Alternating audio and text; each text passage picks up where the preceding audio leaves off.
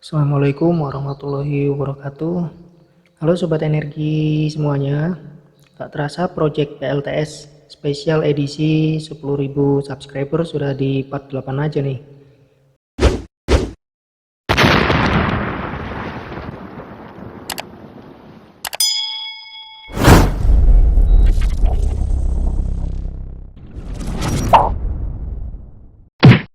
Nah, di video-video sebelumnya saya sudah merakit beberapa komponen PLTS yang desainnya adalah PLTS off grid, sehingga PLTS ini perlu 4 komponen penting. Jadi komponen pertama itu adalah inverter. Di part pertama dan kedua saya sudah share video perakitan inverter tersebut. Kemudian komponen berikutnya adalah baterai. Baterai digunakan sebagai penampung energi. Videonya juga sudah ada di part keempat, 5, dan part 6. Komponen selanjutnya yaitu solar charge controller atau biasa disingkat SCC. Fungsinya sebagai alat pengatur pengisian baterai dari panel surya. Videonya juga sudah saya buatkan di part ke-7. Nah, komponen utama yang menjadi prioritas penting adalah panel surya atau modul fotovoltaik. Alat ini berfungsi sebagai generator listrik yang akan menghasilkan listrik dan akan bekerja apabila terpapar sinar radiasi matahari. Sehingga panel surya merupakan input energi yang digunakan pada skala pembangkit listrik tenaga surya atau yang disingkat PLTS. Di video ini saya kedatangan tamu, dan tamunya ini nih, yaitu kargo yang cukup lumayan besar dimensinya. Jadi kargo ini dikirim dari Jakarta via laut tentunya, kemudian dilanjutkan ekspedisi darat untuk sampai di rumah saya. Maklum karena sekarang tinggal di daerah pelosok yang jauh dari kota, jadi pengiriman barang-barang yang berat ini harus menggunakan jasa ekspedisi supaya biaya kirimnya menjadi lebih murah. Selanjutnya saya akan buka kayu paletnya dan nanti kita lihat sama-sama isi dari paketan ini.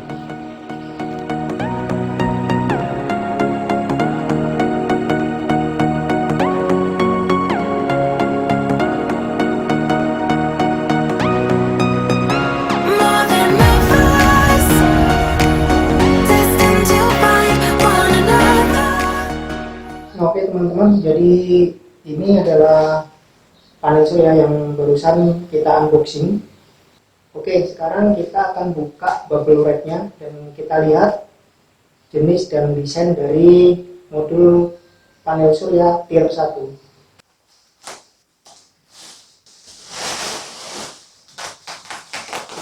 Oke teman-teman, sekarang kita buka untuk bubble wrapnya. Ya. Ini dia panel suryanya, bentuknya seperti ini. Jadi ini adalah panel surya kelas-kelas industri atau panel surya tier 1 yang biasa digunakan untuk kebutuhan pembangkit listrik tenaga surya di industri, gedung-gedung ataupun solar power plant. Nah, selanjutnya mari kita lihat lebih dekat desain-desain dari selnya dan busbarnya. Oke teman-teman, jadi di sini panel suryanya seperti ini bentuknya. Kalau sekilas kita lihat itu ada seperti dua bagian modul panel surya ya. Nah, di tengah sini ini ada busbarnya. Nah, ini adalah jenis fotovoltaik atau modul panel surya dengan modul monokristalin. Jadi jenisnya adalah monokristalin. Setelah itu kita lihat di sini desainnya adalah half cell, yaitu memiliki bagian hanya setengah. Kalau umumnya kita lihat bahwa satu sel itu persegi, kemudian di setiap sisinya ada cowakan seperti ini. Nah, kalau di modul panel surya yang ini modelnya adalah half cell. Jadi separuh saja dia. Separuhnya itu dipotong lagi, dipasang di sini, dipotong lagi, pasang di sini. Sehingga bentuknya seperti ini, hanya separuh coakannya di bagian sini.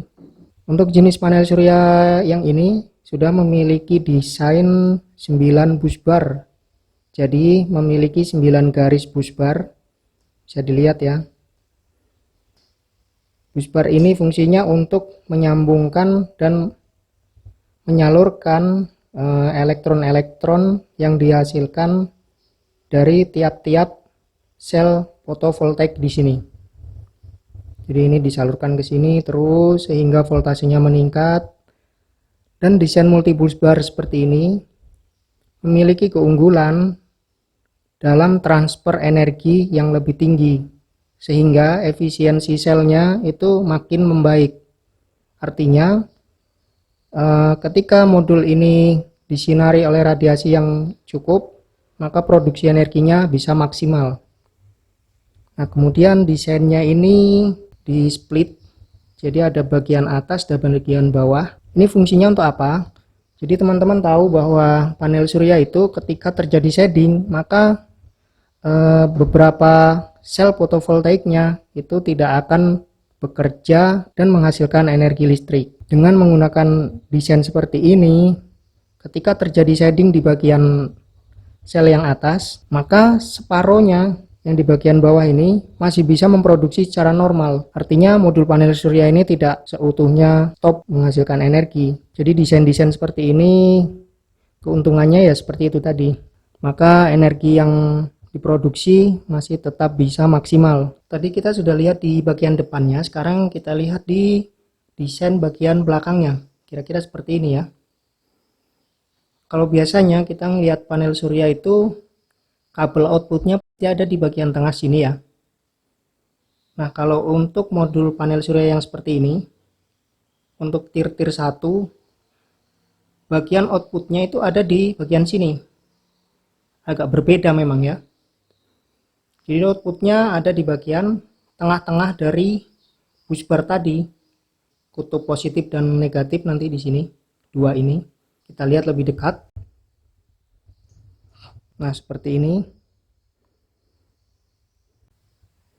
Di bagian sini ada tulisan 20A. Kemungkinan rating maksimum untuk menyalurkan arus yaitu di kisaran 20 ampere. Jadi ini adalah modul panel surya dengan merek JA Solar dengan tipe JAM72S20 strip 450/MR. Nah, panel surya ini memiliki kekuatan maksimum di 450 watt peak. Jadi cukup lumayan besar. Nah, untuk panel surya JA Solar ini sudah memiliki beberapa sertifikat penting untuk kelas tier 1. Di antaranya adalah IEC 61215 dan IEC 61730 tahun 2016 nih. Untuk mengetahui apa itu sertifikat IEC 61215, teman-teman bisa searching aja di Google atau masuk di webnya ini, web store. Ini ada keterangannya. Nanti teman-teman bisa baca sendiri di sini. Yang jelas untuk tier 1 itu mereka sudah harus memiliki sertifikat ini. Juga ada sertifikat yang lainnya yaitu IEC 61730 strip 1 dan strip 2 tahun 2016. Ini biasanya berkaitan dengan produksi dan pengujian serta untuk uji kualitas dari panel surya yang mereka produksi. Jadi JA Solar ini sudah memiliki lab khusus untuk pengujian dan untuk manufaktur dalam jumlah yang besar.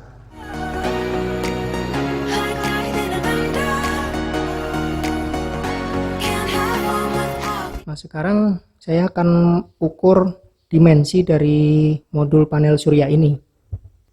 Sekarang kita ukur dulu untuk tebalnya.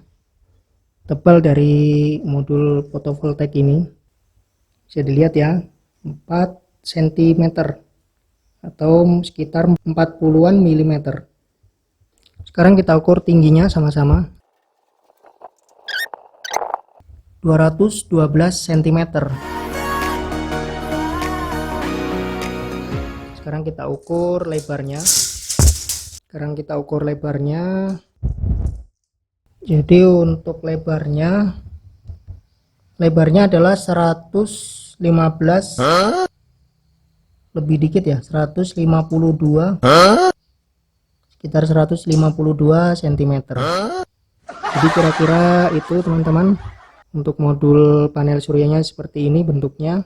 Setelah ini kita akan sama-sama uji aktual power dari modul panel surya ini yang akan kita pasangkan dengan pembangkit listrik tenaga surya yang sebelumnya sudah saya rakit menggunakan baterai lithium, kemudian SCC-nya menggunakan ePaver yang 100 ampere. Saya memesan gelombang pertama ini ada 8 lembar panel surya seperti ini.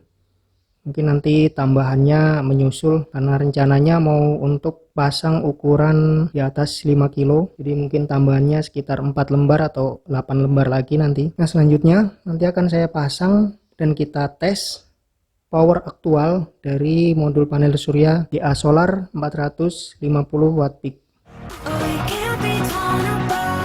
Oke teman-teman, ini dua panel surya sudah saya rangkai seri, jadi tegangannya di atas 80 volt ya. Jadi kalau 45 sekitar 90-an volt.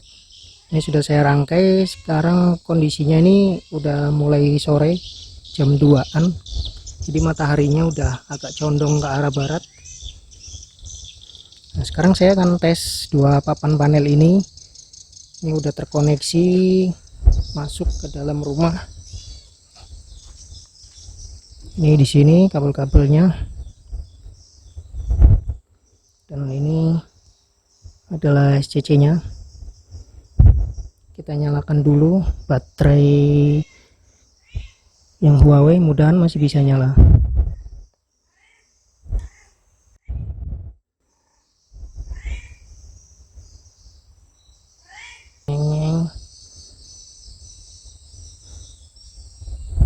Oke, baterainya ini sudah nyala, jadi saya naikkan dulu untuk memberikan power ke SCC.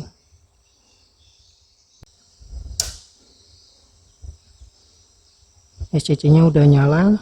Wah, ternyata mati lagi. Protek. Saya nyalakan unit yang lain untuk membantu supply.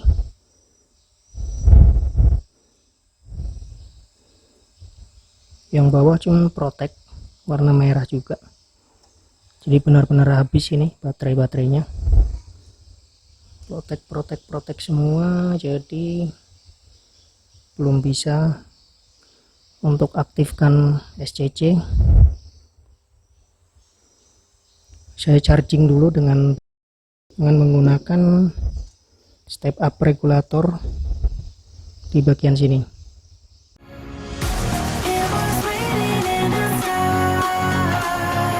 Ya, ini SCC-nya udah nyala. Jadi sekarang tegangannya terbaca sekitar, baterainya sisa 41 volt. Sekarang kita naikkan ke jalur SCC. Nah, udah nyala. Kita lihat PV 67 volt, 10,7 ampere, sekitar 600-an watt berarti. Saya akan pasangkan remote MT50 supaya bisa dimonitor di sini.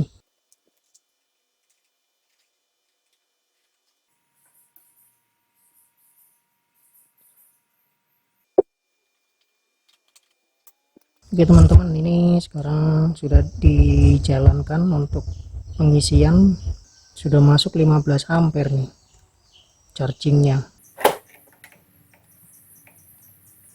Masih nol semua karena baru digunakan SCC-nya. 650 watt untuk powernya.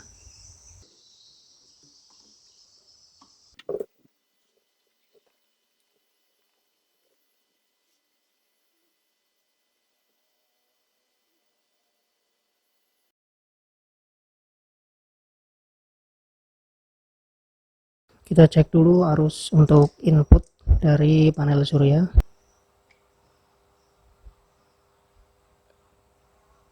7 ampere, 10, 11, 15, 16, tadi sampai 16 ampere ya. Kita cek untuk jalur inputnya 10,2, mirip-mirip dengan yang di MT50.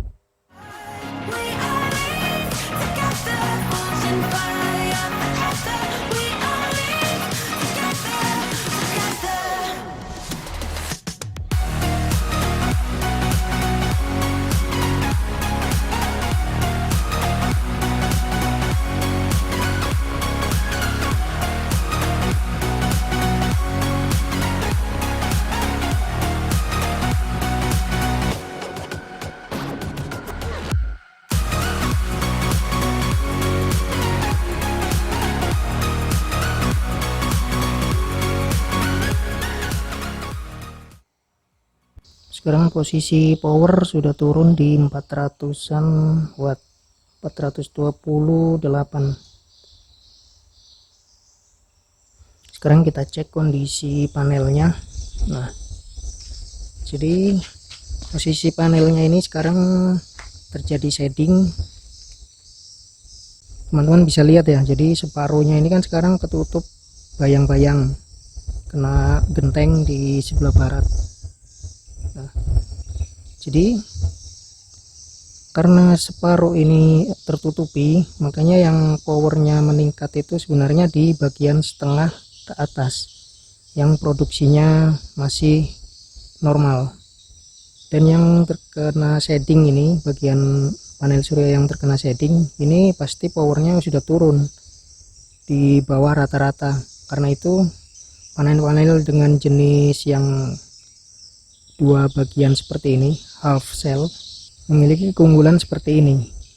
Ketika terjadi shading, yang di bagian atas itu masih bisa memproduksi separuhnya.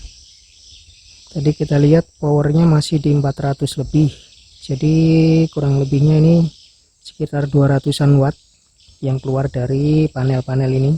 Yang separuh ini separuh 200-an watt, 200-an watt. Nah, yang bagian tengah ke bawah ini karena ketutup shading, powernya ini pasti turun. Berbeda dengan panel-panel yang tanpa ada dua bagian seperti ini, yang modelnya biasa. Kalau tertutup shading seperti ini, maka powernya pasti akan turun drastis. Mungkin hanya sekitar 5%-an saja dari total power peaknya. Ini posisinya sudah jam 3, dia agak panas, udah mulai condong ke arah barat. Sekarang dicek lagi di bagian power inputnya 389 watt dengan posisi modul seperti itu, separuhnya tertutup bayangan.